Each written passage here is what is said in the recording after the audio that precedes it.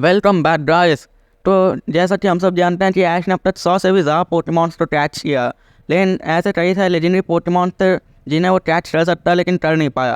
तो आज हम लोग उन्हीं में से 10 लेजेंडरी पोकेमॉन्स की बात करने वाले हैं। तो वीडियो काफ़ी अमेजिंग होने वाला है। उनमें से तो एक लेजेंडरी पोकेमॉन ऐसा है जो कि गॉड लेवल का है। तो चलो अब वीडियो को करते हैं स्टार्ट। नंबर 10 हो वो एक फ्लाइंग और फायर टाइप का डुअल टाइप का पोकेमॉन है जेन 2 से, और इसे ऐश ने अपने पोकेमॉन जर्नी स्टार्ट करने के पहले ही दिन पे देख लिया था। हो एक बहुत ही पावरफुल पोकेमॉन है और ऐश उन चुनिंदा ट्रेनर्स में से जिसने हो को देखा है उसका रेनबो विन तक हासिल किया हुआ है। और ऐश ने Pokemon movie I choose you में हो से बैटल भी किया था, और एक बहुत बड़ा चांस था कि अगर ऐश अपने 8 पोकेमॉन करके सबको यूज़ करता तब वो हो कैच भी कर सकता था, और इसलिए मैंने हो को इस लिस्ट में रखा भी है। और हो उसी ट्रेनर के पास जाता है जो कि बहुत साफ दिल का होता है, और ऐश है वैसा। तो हो 8-9 दिन तो ऐश का पोकेमॉन होने ही वाला। नंबर 9 म्यूटू एक मैन द्वारा क्रिएटेड पोकेमॉन जो कि प्योर साइकिक टाइप है, और ये जेन 1 से है। और ऐश म्यूटू से कई बार मिल चुका है, कई बार तो मूवीज़ में मिला, और पोकेमॉन जर्नी में भी वो ड्रो के साथ म्यूटू से लड़ता है। और पोकेमॉन मूवी म्यूटू रिटर्न्स में था म्यूटू इतना ज़्यादा वीक हो गया था कि ऐश अपना पिकाचू की हेल्प से इजीली म्यूटू को डिफीट कर सकता। म्यूटू चल तक नहीं पाता, इतना ज़्यादा वीक हो गया था।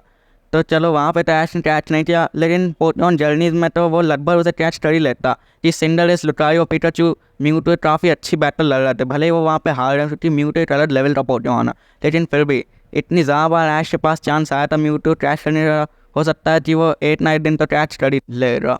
नंबर 8 सेलेबी भले एक मिथिकल पोकेमॉन, लेकिन अगर मैं सिर्फ लेजेंडरीज को काउंट करूँगा तो फिर लिस्ट पूरी नहीं होने वाली है, इसलिए मैं सेलेबी को ही रखा, जो कि ग्रास और साइकिक टाइप का पोकेमॉन है, और ये भी जेन 2 से है।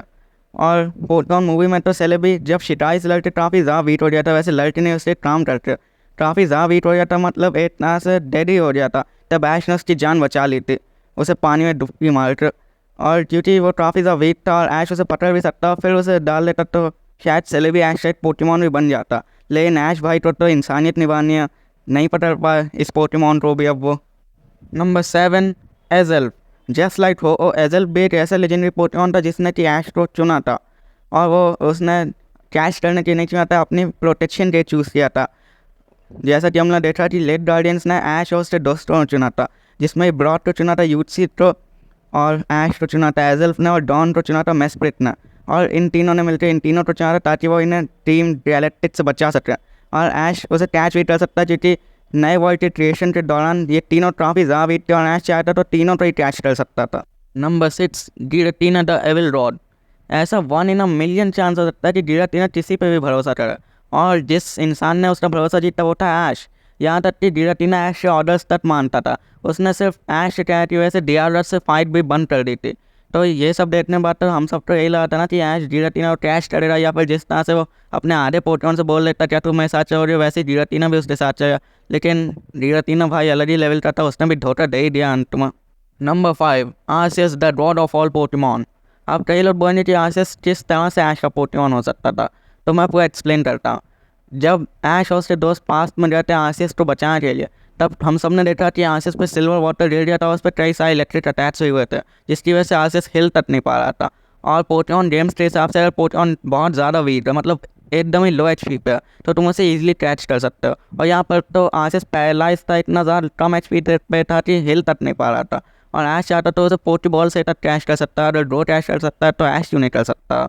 नंबर 4 विक्टिनी भी एक मिथिकल पोकेमॉन ही है, लेकिन इसका भी ऐश के साथ इतना गहरा रिलेशनशिप है जो कि सिर्फ खाने की वजह से है। लेकिन मूवी के एंड में तो विक्टिनी ऐश को बचाने के लिए अपना जो स्पेशल मूव है, सिग्नेचर मूव, उसे तक यूज़ कर देती है वी क्रिएटर, जिससे वो कि पोकेमॉन वर्ल्ड का स्ट्रॉन्गेस्ट मूव है। और इससे ही समझ सकते हैं कि विक्टिनी ऐश के कुछ भी करने के लिए रेडी था, क्योंकि ऐश ने भी उसकी काफ़ी हेल्प की थी, और इसलिए ऐश चाहता तो वो भी विक्टिनी को वहाँ पे कैच कर सकता है रिवाइव होने के बाद, कि विक्टिनी उसके यूज़ करने के बाद काफ़ी ज़्यादा वीक हो रही थी। नंबर 3 रेशिरैम। अब रेशिरैम इस लिस्ट में क्यों, इसका जवाब मैं नहीं दूंगा, या इसका पोर्ट्रेट हुआ, इसका जवाब तुम लोग को देना होगा कमेंट बॉक्स में। और नंबर 2 हूपा। और हूपा इस लिस्ट में क्यों है ये एक बहुत बड़ा रीज़न, लेकिन मैं शॉर्ट में एक्सप्लेन करूँगा। Hoopa and the clash of ages जो मूवी थी, उसमें नॉर्मल हूपा जो था, मतलब अपनी छोटी सी फॉर्म में, वहाँ वो ऐश का काफ़ी अच्छा दोस्त था, उससे सारी बात मान रहा था। वहीं जब वो प्रिजन बॉटल का यूज़ करके अपने अनबाउंड फॉर्म में आता, तब भी वो ऐश के ऑर्डर्स को मानता और सारे लोगों को शहर से निकालता। और यहाँ तक कि हूपा ऐश का काफ़ी अच्छा दोस्त था, तो और जब प्रिजन बॉटल ऐश के पास थी तो हम सबको पता है ऊपर प्रिजन बॉटल के सामने बहुत ज़्यादा वीक था, तो ऐश भी प्रिजन बॉटल की हेल्प से ऊपर कैच कर सकता था। एंड नंबर 1 एक ऐसा पोकेमॉन जिसे ऐश कैच करने 1% छूट रहा है, लुनाला। अब लॉर्ड बॉय ने लुनाला कहाँ से आ गया?